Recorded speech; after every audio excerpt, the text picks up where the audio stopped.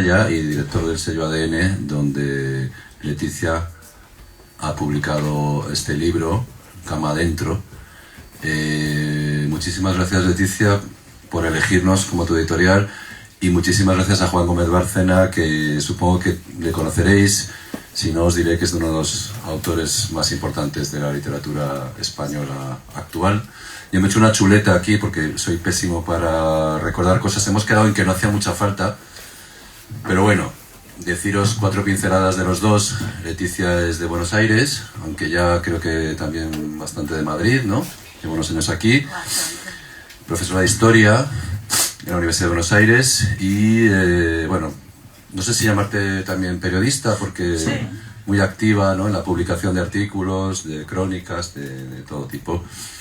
Has vivido en muchos países, pero muchos. Por supuesto has elegido Madrid. Por supuesto. Sí, sí. Y bueno, también eres creadora de contenidos, ahora trabajas en la docencia sobre todo, ¿no? Según hablamos el otro día, una comida estupenda. Sí. Y bueno, tienes una novela publicada que se llama Solo se muere una vez, que el título me gusta mucho. Gracias. No, nada más cierto. Y esta que presentamos hoy, a mí me llegó a través de una agencia, la agencia de Mónica Martín, de Barcelona, de la cual yo me suelo fiar, es decir, la leí con mucho gusto. Lo bueno es que se lee muy rápido, por cierto. Eso te ha beneficiado. Vale. Y no tiene nada que ver. Me pareció una novela estupenda, muy original en su planteamiento, con un triángulo amoroso muy bien llevado, porque hay 3 voces, la de los 3 protagonistas del triángulo, y cada uno te da una versión de los hechos, y además pertenecen a distintos estratos sociales. Está muy bien retratado cada uno de esos estratos sociales y un poco la sociedad argentina, que ya no es exactamente la de hoy, pero se parece bastante en muchas cosas. Sabéis que es un país que, bueno, pues sometido a muchas turbulencias, en las que un poco la clase media ha desaparecido. De eso Leticia y yo hemos hablado mucho, y es muy interesante sus puntos de vista. Y sobre todo muy bien escrita, muy trepidante, no la puedes soltar, muy oral, al mismo tiempo muy de leérsela de un tirón. O sea, no es una novela exactamente que refleje, o sea, no es una novela de diálogos exactamente, pero es como si estuvieras escuchando hablar a los personajes, pues son monólogos interiores de cada uno de ellos. Bueno, total, que me encantó, y a su agente, a Chel y a Mónica, les dije que para adelante, ¿no? Bueno, pues nada, que enhorabuena, Leticia. ADN es un sello que ya tiene 8 añitos, perteneciente al grupo Anaya, somos el grupo Hachette también, y que estamos intentando publicar, pues bueno, las cosas más sobresalientes de la literatura actual según nuestro criterio, y por supuesto muchas no las podemos publicar porque no llegamos todos a todo, pero lo intentamos, y muchas hemos publicado cosas muy importantes, y siempre intentando, bueno, pues cuidar a los autores y que no caigan un poco en esta vorágine, ¿no?, de publicaciones. Esperemos que tu novela tenga mucha suerte. Gracias. Y Juan, que bueno, nos conocemos hace años, a mí me encanta ver su trayectoria porque empezó poco a poco. Hola, hello, sí. Y ahora mismo, como os digo, es un autor consolidadísimo. Aquí la chuleta, que seguro que está mal. Pero bueno, de Santander sí sigue siendo, ¿no? Sí. Vale, licenciado en teoría de la literatura, bueno, vamos, que sabe mucho de esto. Pero bueno, tiene muchos premios ya, tiene el premio Ojo Crítico de Narrativa por El Cielo de Lima, novela que le recomiendo a todo el mundo. Yo también. Canadá ganó el premio Ciudad de Santander, Canadá, el premio Ciudad de Santander 2017 y el premio Cálamo. Ni siquiera Los Muertos, que también os lo recomiendo, finalista del premio del Gremio de Libreros de Madrid. Y luego Lo demás es aire, que es la última hasta pasado mañana que sale publicadas en 6 Barral. Lo demás es aire, pues eso ya ha sido, aparte que ha sido un éxito increíble, ¿no?, de ventas, ¿no? Increíble, porque ahora mismo que una novela literaria tan trabajada venda mucho vamos, es para sentirse muy muy orgulloso, ¿no? Y ahora vas a sacar la nueva, que no es una novela, es un ensayo, ¿no?, que se llamaba, perdón, eso, Mapa de Soledades, que yo estoy ya deseando echarle guante, pero es que faltan unos días, que es su incursión en la no ficción, y si no tengo, si se han escrito bien en Seix Barral la sinopsis, es una especie de estudio sobre las diferentes formas, ¿no?, de soledad que puede haber. O sea, un tema muy interesante. Bueno, y ya no me enrollo más, porque esto de que el editor hable más de la cuenta es realmente un peñazo. Sí, deciros que os recomiendo que los que no habéis leído la novela de Leticia, la compréis, la leáis, y además creo que en 2 horas la habéis leído y habéis pensado, madre mía, qué maravilla escribir también tan condensadamente, ¿vale? Muchísimas gracias.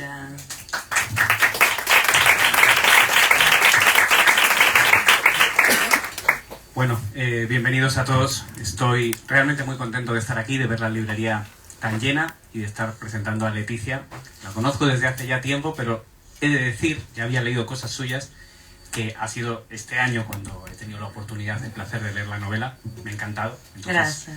Más allá de la amistad, más allá del cariño, el privilegio de presentar una novela de tanta calidad, de hacer un poco de intermediario con vosotros, que es una labor que siempre me gusta, intentar explicaros por qué hay que leer buenos libros y qué buenos libros, o qué libros a mí me parecen muy buenos, como es en este caso. Pues como digo, me llena de alegría. Lo que me gustaría es que planteemos esto como un pequeño diálogo, una pequeña entrevista que yo haga a Leticia, no soltaros un largo discurso que al final me aburro yo también. Pero antes de comenzar, solo decir unas palabras, porque a veces ocurre que o bien ya habéis leído el libro y algo ya os parece superfluo de lo que yo comente o de lo que ella responda, o bien no lo habéis leído en absoluto y hablamos de cosas que no tenéis ni idea de qué estamos hablando y por lo tanto nos perdemos un poco. Entonces, resumiendo mucho, tenemos aquí 3 monólogos, podríamos decir, o 3 diálogos en los que no escuchamos la respuesta, que eso es también un recurso que luego quizás podemos hablar de ello, que me gusta mucho. Son 3 narradores poco fiables, que están hablando de lo mismo, más o menos. Nos están contando una realidad en la cual el lector tiene que tomar un partido. Eso que se nos está contando aparentemente es una trama de novela negra, hay un crimen, hay ciertos recursos que nos pueden recordar al género, pero también hay otras muchas cosas que se ocultan. Hablamos de salud mental, por ejemplo, pero hablamos sobre todo de una discusión o de un debate sobre el tema de la clase, y además ambientado en Argentina, en un 2002-2003, con lo cual también tenemos un contexto levemente distinto, pero que también anticipa cosas del futuro. Y además a mí me encanta de la novela, es algo sobre lo que me gustaría insistir, cómo ha construido esas voces. A menudo cuando se hacen novelas con 3 narradores, 5 narradores, cosas de ese tipo, tenemos una única voz, la voz del autor, que intenta enmascararse de diferentes maneras y bueno, puede ser más o menos resultón, pero generalmente esto salta a la vista. Aquí tenemos una construcción de voces maravillosa. Realmente abres una página al azar, sabes quién está hablando. Y no solo lo sabes por lo que dice, lo sabes también por cómo lo dice. Hay una cadencia, hay una música en toda esa conversación, una música muy oral, por otro lado. Que también a veces cuando uno construye voces orales, o no te quedan muy, digamos, te quedan muy realistas, pero entonces no hay música, o bien hay tanta música que uno nota que eso no es un diálogo, que eso no es una conversación. No es para nada el caso.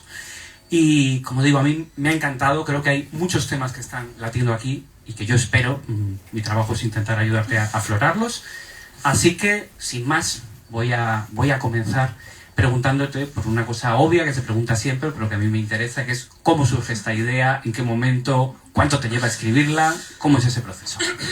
Bueno, muchas gracias por las palabras, Juan. La verdad que es importante también reafirmar lo que uno cree que tiene que hacer, ¿no? A veces cuando los demás que uno admira, como es en tu caso, le dicen que lo está haciendo bien, así que muy agradecida.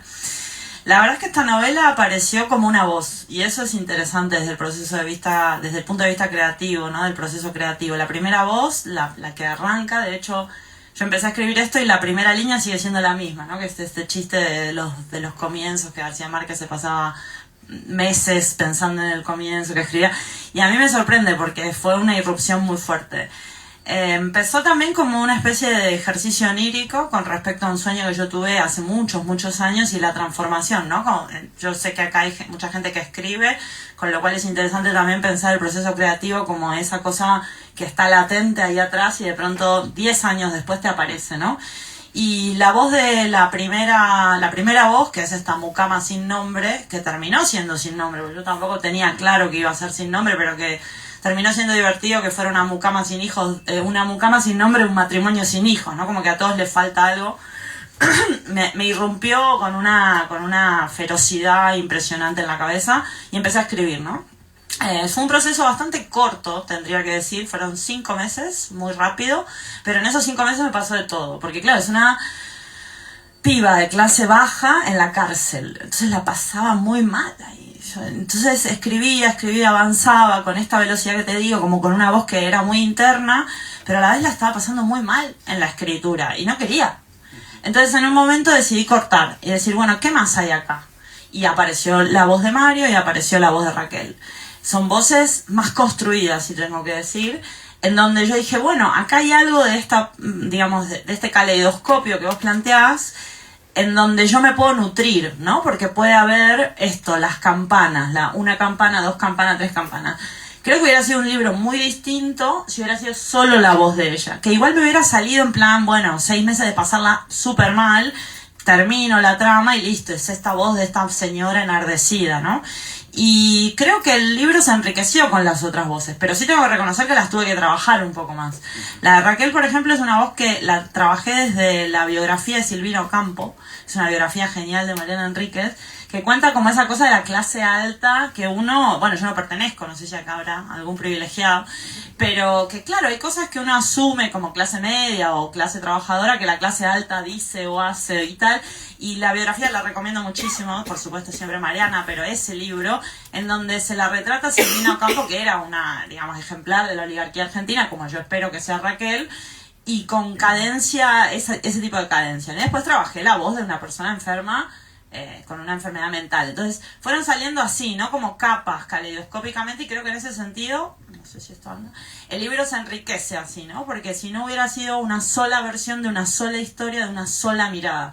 Pero me gusta también decir que la pasé mal escribiendo, porque a veces parece que esto es un campo de rosas, no la inspiración, prendo una vela, pongo un CD de Enya, y la paso genial, y no, la verdad que no. Y está bueno también el descubrir durante la escritura qué es lo que el libro necesita. Es decir, hubiera sido otro libro si hubiera sido solo la voz de la mucama sin nombre, definitivamente, pero creo que se enriquece en esta polivalencia que vos planteás, y te agradezco, la verdad. No es fácil generar primeras personas con personalidad, no es fácil. De hecho, tuve un trabajo de corrección, lógicamente, en las muletillas, en un momento me acuerdo que busqué control F como, ¿no? Y había de pronto 130.000 como, pero es que si uno se pone a pensar cómo habla uno dice mucho como, y claro, en un libro no puede haber 130.000 comos, ¿no? Entonces fue un trabajo interesante desde el punto de vista de la artesanía, la oralidad también, que a mí me interesa, porque me gusta mucho la radio, yo hago radio hace muchos años, pero encontrar esas voces no fue trivial, diría, para contestar tu pregunta. Contesté tu pregunta. Bueno, y en el momento en el que introduce las 3 voces se crea este efecto un poco Rashomon, ¿no? De 3 piezas, de cada una nos está contando una historia levemente distinta. Entiendo que es parte del juego que tú, quizás no de entrada, pero que tú le estás proponiendo ahora al lector, ¿no? Que de alguna manera el lector tenga que escoger entre esas versiones o que tenga que quedarse con parte de ellas, ¿no? Sí, hay algo también de la posverdad que me interesaba, en el sentido de por qué le creemos a la gente que le creemos y cuál es la marca de verdad en una palabra. No sé, hay gente que le cree ciegamente a su cura, ¿no? Digo, al cura de la parroquia, hay gente que le cree ciegamente a su terapeuta, hay gente que le cree ciegamente a su madre. Bueno, esas palabras, esas verdades, me resultaba interesante indagar en por qué le creemos a la gente lo que le creemos. En el caso de Raquel, yo creo que, para adelantar sin spoilear, al ser una persona enferma, uno tiende a pensar que lo que dice está en un manto de sospecha, pero yo soy muy desconfiada. A mí toda la gente me dice algo desde un lugar, digo, bueno, a ver, ¿desde dónde me lo está diciendo? Creo que la manera que encontré fue contar las mismas cosas, ¿no? O sea, los mismos episodios, y de esa manera generar una contradicción. Hay el chiste que hago con algunos amigos que leyeron el libro, que uno me escribe ayer y me dice, tuve que volver atrás, ¿eso está bien? Y yo, sí, eso está bien, o sea, eso está buscado. Y creo que en ese sentido hay un chiste un poco, un juego con lo que es verdad y por qué la verdad es la verdad. Es la verdad porque ahora, sobre todo en estos momentos de sesgo de confirmación, ¿no? Donde uno lee lo que quiere leer y lo que busca y reafirmar. Y bueno, es verdad porque me parece. Bueno, bárbaro, genial, ¿te parece? O mismo la anticiencia, los antivacunas. Digo, creo que hay un montón de cuestiones con la verdad que son interesantes, pero hay algo de el querer creer que me interesa, ¿no? O sea, es típico, ¿no? Estoy enamorada de él y le creo todo lo que me dice. Bueno, fantástico, ¿no? O cosas así, o mismo los vendedores que te cuentan movidas para venderte. Bueno, en fin, creo que mi indagación tenía que ver con la verdad, con que la verdad no existe, con que hay un prisma en la verdad que tiene que ver con quién te lo cuenta, pero además con quién lo escucha. Y eso que vos planteabas antes del interlocutor, ¿no? O sea, ¿cuánto hay de contarle al otro lo que pasó para construirlo? Nosotros somos escritores, sabemos, somos mentirosos compulsivos, con lo cual estamos todo el tiempo construyendo una realidad sobre la base de nuestra propia manera de decirlo. O sea, si yo digo que soy Britney Spears, ¿por qué no me van a creer? Están todos acá mirándome, déjenme un ratito, ¿no? Soy Britney Spears. La del 2007 estaba completamente loca. Esa podría ser. Sí, es interesante este papel del interlocutor, o los tres interlocutores que no sabemos con quién habla, ¿no? Con alguien está hablando y cómo, o sea, que técnicamente estamos ante diálogos, pero ante diálogos en los que no escuchamos la otra parte. A mí me ha gustado eso porque muchas veces en las primeras personas, cuando hay una, como que lo aceptamos más como licencia, está hablando a la nada. Pero cuando hay varios, surge la duda de, bueno, ¿pero a quién le está contando esto? Que es un poco también como, bueno, como Bolaños los detectives salvajes, ¿no? Que está ese personaje latiendo, no sabemos quién es. Aquí son varios, eso sí lo podemos. Pero vamos, es algo que me ha gustado mucho.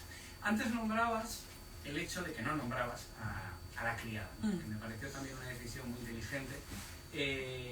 Creo entender por qué lo has hecho, pero me gustaría que lo contaras. Fue bastante orgánico en realidad. En un primer momento el nombre no aparece. Y al no aparecer, no aparece. El otro día también me preguntaba por qué la abuela, ¿no? Dice la abuela, no aparece, sino es... Y me parece que funcionó, apareció... La ausencia de nombre en realidad apareció cuando empecé a escribir a Raquel, cuando dice no la puedo nombrar. Como me genera tanto dolor nombrarla que no la puedo nombrar, pero se llama igual que mi mamá. Entonces ahí también hay una triangulación bastante, digamos, freudiana, ¿no? Con la figura de la madre. Y empezó a tener sentido que ella no tuviera nombre, porque en realidad, bueno, aquí no sé cómo se dice, pero en Argentina se dice la chica que me ayuda en casa. ¿No? Como ayudar no te ayuda porque le pagás, entonces sería bárbaro que no tomaras eso como ayuda, pero además no es, bueno, Teresa, ¿no? Carmina que viene a casa a trabajar, no es la chica que me ayuda, que también hay algo como infantil, ¿no? Como medio... raro, no es una chica, es una mujer que tiene un trabajo remunerado en una casa particular, ¿no? Entonces hay construcciones sobre ese lugar, es un poco un lugar como amorfo, sin nombre, sin identidad, que va una, entra una y sale otra, ¿no? Y es como esa cosa fantasmagórica que está ahí, te ayuda, y vos decís, no me ayuda. Bueno, hay algo ahí que me interesa con respecto a la falta de identidad, ¿no? Porque justamente, no sé si tendrán servicio en sus casas, pero suele haber una cierta, digamos, rotación, por decirlo de alguna forma. Entonces entra una, sale otra y se llaman todas la chica, y hay algo ahí que me parece súper, digo, cruel, ¿no? Y muy despersonalizado. Entonces sí, me parece que funcionó al final cuando Raquel dice, bueno, no la puedo nombrar, ¿no? Entonces hay un no. Y de hecho no, la única que nombra, esto me estoy acordando ahora, es una que ella tenía, una criada que ella tenía cuando era chica, ¿no? Y que había... Claro, en el amor, en el haber estado ahí tantos años, en haberla criado, había logrado tener un nombre. Bien, genial. Pero a mí eso sí me interesó ya desde Raquel, no tanto desde ella. Porque incluso ella, digamos, la criada sin nombre nombra personajes. Nombra a Johnny, nombra esto. No es que son todos sin nombre. Ella no tiene la identidad, ¿no? Y es importante porque termina siendo una figura fundamental de la trama sin nombre. Bueno, qué sé yo. Salió, así. Que también tiene que ver un poco con la pobreza, ¿no? Y con en cierto modo, son los personajes que tienen una identidad también económica sólida los que aparecen nombrados y ella no, ¿no? Entonces, de alguna manera... Sí, que son, a veces desde la mirada de las clases más altas son intercambiables, claro, ¿no? O sea, como que viene una, va a la otra, el jardinero, o sea, como una especie de permutación de un poco del juego de los Sims, ¿no? Como medio despersonalizado y también como cierto staff, ¿no? Permanente que hay ahí, de gente que te ayuda en casa, ¿no? Bueno, lo de ayudar está por verse, pero como cierto servicio, ¿no? El sentido del servicio, que era algo que a mí me gustaba indagar, porque yo no, de vuelta, yo no pertenezco a esa clase con servicio, pero sí es verdad que conozco gente que trata el servicio como servicio, ¿no? Entonces como con cierto, casi desdén aristocrático. Entonces hay ahí algo que a mí me interesaba jugar para ver quién tiene nombre y por qué y qué es lo que se nombra, ¿no? Sí, es algo que ya me preguntaron y me parece que salió un poco inconscientemente, pero que ahora lo puedo justificar cuando me lo preguntan. Eso pasa mucho, ¿no? Sí, claro. Por algo Para la próxima entrevista voy a tener una explicación marxista completa. Quiero hablar también de la época, porque está ambientada en una época muy reciente, pero no es nuestra época. 2002, 2003, tenemos el monólogo central de 2002, el primero y el tercero de 2003. Cuéntanos por qué escogiste esa época en concreto. Creo que hay varias respuestas. Primero, yo durante el 2004, 2005 trabajé en barrios carenciados en Buenos Aires como alfabetizadora. Fue una experiencia para mí muy, muy interesante desde el punto de vista didáctico. Habrá profesores aquí que lo pueden entender. Alfabetizar a alguien es un proceso maravilloso. Junto a estos barrios carenciados donde yo trabajaba en estos años, 4, 5, 6, había estas urbanizaciones que empezaban a florecer. Y era un contraste muy fuerte, que al día de hoy lo pueden ver, creo que lo había hablado con Pepe también, que en México suele suceder, o sea que ya es un proceso de latinoamericano en donde están estas fortificaciones de barrios cerrados, de gente de mucho dinero, y al lado, o sea, pegados, barrios súper carenciados, sin agua, sin cloacas, tal. Bueno, yo iba a los barrios carenciados, ¿no? Y fue en esa época donde yo empecé a construir también como una mirada social y una mirada política, pero a la vez creo que es un momento bisagra en la historia argentina, interesante para indagar en lo que lo hablamos el otro día con Fernando, ¿no? En un proceso también de latinoamericanización de la Argentina, que suena horrible, porque Argentina está en Latinoamérica, pero los argentinos nos hemos creído que con las inmigraciones europeas somos como la París del Plata, y me temo que es un proceso que, si bien empieza con la dictadura, se profundiza con el 2001 y se sigue profundizando. Entonces, si bien es un momento como bastante sexy para los historiadores, ¿no? Porque es un momento bisagra, vos lo sabés, o sea, los momentos de quiebre son momentos sexy, de decir, ay, acá se condensa un proceso de 25 años, acá. Sí, también me gustaban como esos años posteriores, ¿no? Como el 2002, 2003, cómo esa sociedad se acomoda a ese cimbronazo. Me sirvió mucho también lo de Caimán, porque, bueno, uno de los personajes está en las Islas Caimán, porque hubo una fuga de capitales de la cual no se habla mucho. O sea, la crisis del 2001 para los argentinos fue el estallido, el presidente que se fue. Ahora, todo ese dinero que se fue, se fugó, que hizo que se generara ese estallido, ¿dónde está? Sigue en Caimán probablemente. Porque la fuga de capitales es un proceso que se... Y no hay libros de eso. Pero no hay libros desde la ficción, no hay libros desde la historia. ¿De dónde...? ¿Cuáles fueron las razones financieras? Bueno, Sacheri escribió un libro que se llama La noche en la usina sobre la crisis del 2001, que es La Odisea de los Giles, una película, la deben haber visto, pero que habla desde el punto de vista de los pobres, ¿no? Que se quedaron con la plata en el corralito y qué sé yo. Ahora, esa fuga de capitales del 2001 que generó la crisis, nadie habla de eso. Entonces también, una vez que, avancé en el libro y logré entender de qué estaba escribiendo, dije, qué bien este señor, porque además me lo imaginaba como diciendo, claro, hubo... A ver, no sé si las valijas como hace él, ¿no? Pero porque ahora, había transferencias también. Pero sí hubo una gran fuga de capitales que dejó a la Argentina sin una financiación que le servía para su desarrollo. Entonces, hay algo en ese momento, 2002, 2003, de reiniciar la Matrix que también me interesaba, ¿no? Como de cómo se sale de ese pozo hacia dónde, ¿no? Y también algo de los personajes, vamos a decirlo así, normales, en un momento de crisis histórica, con historia con mayúscula, ¿no? O sea, como de esto de la microhistoria también, de que la historia personal de alguien común y corriente habla de la época, eso me interesaba y un montón. Y creo que, bueno, ellos en cada lugar van generando... Porque, claro, la clase trabajadora tuvo que seguir yendo a trabajar en el 2003. O sea, por más helicóptero y crisis que hubiera. Y la clase alta sigue siendo clase alta, con chicas que la ayudan en casa. Y, bueno, tienes este personaje bisagra que fue con las valijas a Caimán. Pero, bueno, esa sociedad me gustaba ver, como esa sociedad en fractura, ¿no? Como esa sociedad, después de la fractura, cómo se vuelve a constituir. Bueno, decíamos antes que hay un elemento de trama negra, podríamos decir, bastante presente, es como el MacGuffin de la historia que nos va llevando a algo de... Empezamos sabiendo que hay un muerto a partir de una circunstancia, ¿no? Que tiene que ver con la llegada de una de esas chicas que ayudan, ¿no? al hogar de un matrimonio sin hijos, mucho más adinerado. Pero digamos que rápidamente nos damos cuenta que, bueno, que es un magufo, que es un pretexto para hablar de otras cosas, ¿no? Sobre todo, a mí me parece que hay una lectura muy inteligente, muy perspicaz sobre la cuestión de clase. Para empezar, porque has escogido tres personajes que ya en sí tienen sus diferencias, ¿no? La criada sin nombre, que bueno, tampoco es exactamente una mujer de clase depauperada, pero es una persona con no muchos recursos. Tenemos a Mario, que podemos decir que es un advenedizo, tiene dinero nuevo, ¿no? Ha conseguido de alguna manera, bueno, el dinero que tiene el viejo, en verdad, pero lo ha conseguido a través de, empezando más abajo, podríamos decir. Y Raquel, que sí es una mujer que tiene un dinero antiguo, podríamos decir, que sí que es de buena familia, pero que además tiene un problema, ¿no? Un problema mental que se va explorando más o menos rápido en la novela, que también nos plantea cuestiones en torno a qué es el privilegio, ¿no? La vemos ella muy privilegiada en lo económico, pero es mujer, por otro lado, al mismo tiempo tiene esta, bueno, este problema mental de la que de alguna manera siempre la ha inferiorizado, podríamos decir. Entonces, bueno, a mí es algo que me ha encantado, porque me parece que haces una lectura muy profunda sobre la cuestión de clase y sobre todo, tengo que decir, poco maniqueo. Que es fácil encontrarse, ¿no? Con visiones, los ricos pues, son simplemente estúpidos, son simplemente así.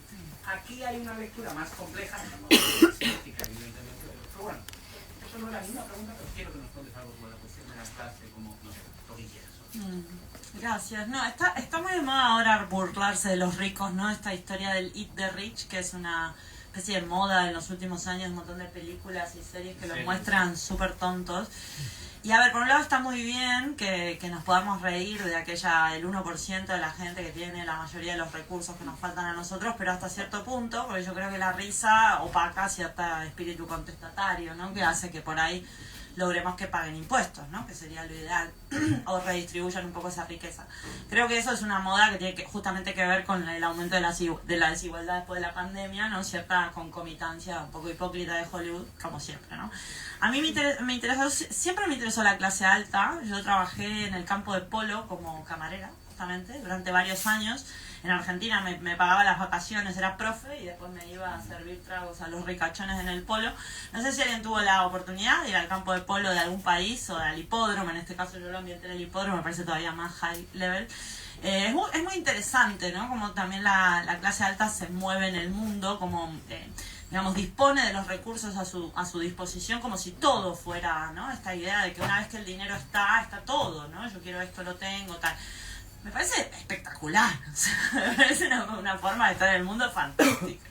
O sea, yo viví en Australia un año, en Australia el salario medio es muy elevado, la gente vive fantásticamente, y uno de mis hermanos me decía, es como el socialismo del bien. Y yo, claro, o sea, todos tenemos mucho dinero, es fantástico, ¿por qué no? Entonces ahí, la cuestión de la clase, a mí me llama la atención porque la gente está muy acostumbrada a las clases sociales. O sea, la gente está muy acostumbrada a que la gente que tiene dinero hace lo que quiere y la gente que no. Y hay como una especie también de anestesia, ¿no? Social. Bueno, esto es como decía Warren Buffett, no me acuerdo, que la guerra de clases, no, la lucha de clases no terminó y la mía va ganando. O sea, directamente así, ¿no? Una cosa de un desparpajo también fantástico. A ver, en ese sentido, yo no romantizo la clase baja para nada, pero porque interactué mucho con ella, en este proceso que te digo también de militancia, en donde me he encontrado gente mala con poco dinero, gente buena con mucho dinero, es decir, ese maniqueísmo a mí no me sirve pero para nada, ni para charlar, o sea, no me interesa. Ahora sí es verdad que hay predisposiciones hacia la vida que son muy diferenciadas, ¿no? La cosa del sacrificio, de sufrir para después llegar a algún buen lugar, cuando en realidad la gente que nace con dinero está fantásticamente todo el tiempo, y una búsqueda también permanente del bienestar que me resulta bastante sexy, ¿no? O sea, cuando uno tiene dinero, bueno, está todo el tiempo felicidad tras felicidad tras felicidad. Me acuerdo justamente del campo de polo de llevar, no sé, tonterías,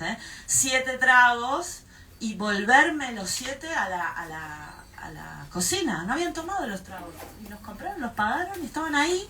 Y yo diciendo, todo este dinero, pero me tomé uno. Es evidente que le robé uno. Pero ese tipo de predisposición, ¿no? Ese tipo de... Digo, y que la clase también hoy por hoy está desdibujada. En Argentina ya está dejando de existir la clase media. Esto es muy triste, muy doloroso para mí decirlo, porque yo pertenezco a la clase media ilustrada, que aquí en España funciona, sigue existiendo, mientras que en Argentina se va dando este durísimo y dolorosísimo proceso de, lamentablemente, es una palabra horrible, latinoamericanización. Sociedades como Perú, como Brasil, en un momento en el texto se habla de Belindia, ¿no? O sea, una sociedad en donde la mitad de la gente vive en Bélgica y la otra mitad vive en la India. Esa idea es una idea de los 80 de Brasil. O sea que ni siquiera es una idea argentina, pero de pronto, estuve en Buenos Aires hace poco, se va generando esa situación y es realmente desahuciante. ¿Por qué? Porque los de abajo pasivamente están cada vez, son más pobres y los de arriba pasivamente son cada vez más ricos, ¿no? Y los que nos estamos yendo, pues habrán visto, Madrid está lleno de argentinos, somos los de la clase media que está intentando algo, ¿no? Entonces, yo creo que el problema con las clases ya no tiene tanto que ver con la lucha de clases, sino con una especie de situación de castas, ¿no? O sea, de que los que son pobres nacen pobres, mueren pobres, y los que son ricos nacen... Y es muy desahuciante, ¿no? Uno como historiador que por ahí estudió esa época de los 40 años felices del capitalismo, donde había ascenso social, donde los hijos vivían mejor que los padres, de pronto se encuentra con que uno como hijo vive peor que sus padres, ¿no? Y decís, bueno, ¿esto a dónde va? Bueno, me voy a Europa. Chao. Nos vimos. Claro, pero lo loco también es que yo me fui hace 8 años. Y hace 8 años las mediciones de desigualdad eran mucho mejores, digamos, que ahora. Entonces a mí me pasa algo que es que vuelvo y veo a mis compañeros de la facultad y tal, o sea, a mis amigos, a mis colegas de la universidad como medio adormilados, como en una resignación de, bueno, esto es así, ¿no? No es así, ¿no? Entonces también creo que el sistema de castas no contesta a tu pregunta, pero por ahí sí, ¿no? Como que las clases van pasando a ser acá castas y las castas van estando cada vez menos combativas, ¿no? Las unas con las otras, siempre que, bueno, de vuelta, si uno mira los números de Oxfam o lo que sea, el nivel de desigualdad después de la pandemia, se vuelve completamente loco, ¿no? Porque hubo ganadores en la pandemia, eso es tremendo. Y la sociedad en la que estamos, la post-pandemia, es más desigual, ¿no? Como esta historia de la pandemia de que íbamos a salir mejores, bueno. Spoiler alert, no. O sea, tremendo. Bueno, hablando precisamente de Belindia, digamos que podríamos decir que el tema de salud mental que tiene Raquel, ¿no? El trastorno bipolar también es casi un poco de símbolo, ¿no? La bipolaridad del propio país. En cierto modo, Mario, sobre todo, es el personaje que más habla de esto, ¿no? Yo creo que es algo que de ese monólogo fue lo que más me interesó, ¿no? Que esa descripción que hace el país, y al mismo tiempo que vemos un poco proféticamente, porque como está escrita, está contada según la novela hace 20 años, pues en cierto modo anticipa cosas que nosotros conocemos. El libro abre con una cita de Manuel Puig, que sé que es un escritor que te gusta mucho.